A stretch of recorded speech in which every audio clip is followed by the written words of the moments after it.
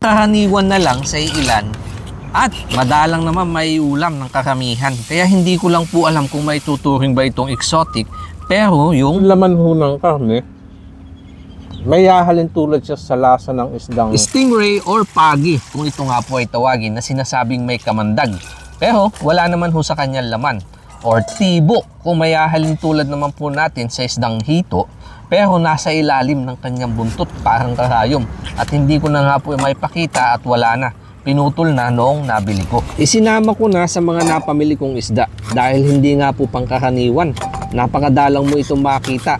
At dahil may kalayuan din kami sa dagat, hindi ko na ho pinalampas kahit medyo may kamahalan. 450 baht sa halos 3 kilo. At pagdating ko nga sa bahay, agad ko itong nilinisan.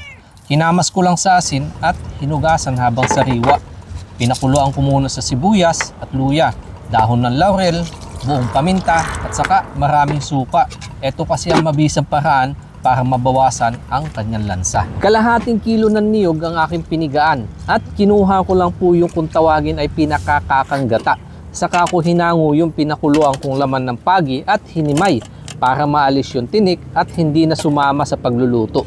Natikman ko ito noong nagtrabaho ako sa isang construction at kasama ko nga po ang mga Bicolano. Kaya shout out sa mga kanayan nating Uragon, all the way naman po from Bicol. Mga sangkap na ihanda ko na. Gigisahin ko lang po yung sibuyas, bawang at basta gata, huwag kalimutan ang luya para may pandagdag bango at mas lumabas yung lasa.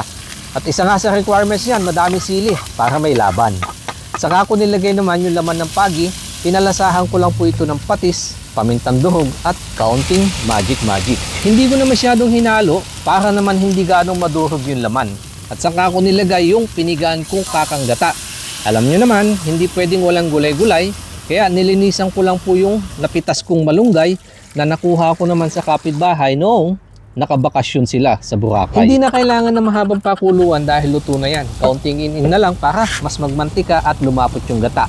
Ma'am Leia Fernandez Dacusin Andrada, thank you so much po sa pag-recommend sa aming mumunting kubo. At sa mga kanain po natin dyan na laging nakaantabay. Kung kumakain ho kayo nito, daan ho muna, kain na po tayo. Amen. Yan po, nagmamantika yung pagka-gata niya.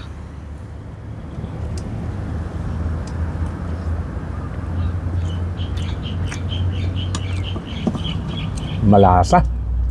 Nangibabaw yung gata. Meron siyang tamis at saka yung anghang. Meron din ho kaunting asim kasi nga nung pinakuluan ko yan, nilagyan ko ng madami suka para hindi malansa. At yung laman ho ng karne, may hahalin tulad siya sa lasa ng isdang palus. Kung nakatikim na po kayo ng palus o kaya igat, yun. Kasi yung texture niya medyo maligat kung sa kalabasa.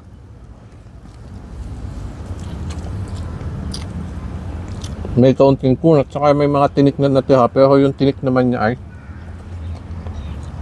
hindi siya matigas. Kahalitid. Ayos. Nagustuhan ko po siya. Ang sarap ng kanyang lasa.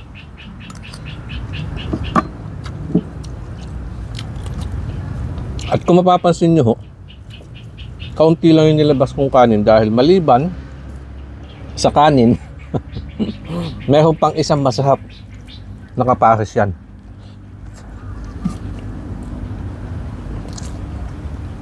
So sa mga nakakaintindi po dyan, alam nyo na kung ano yun. Kaya magpapahapon lang po ako ng kaunti. Papababala ko nitong kinain.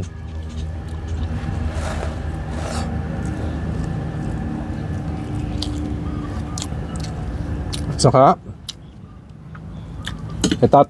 titipid-tipidin ko siya dahil hindi ko na naman alam kung kailan ulit ako makakapagluto ng ganito or makakabili.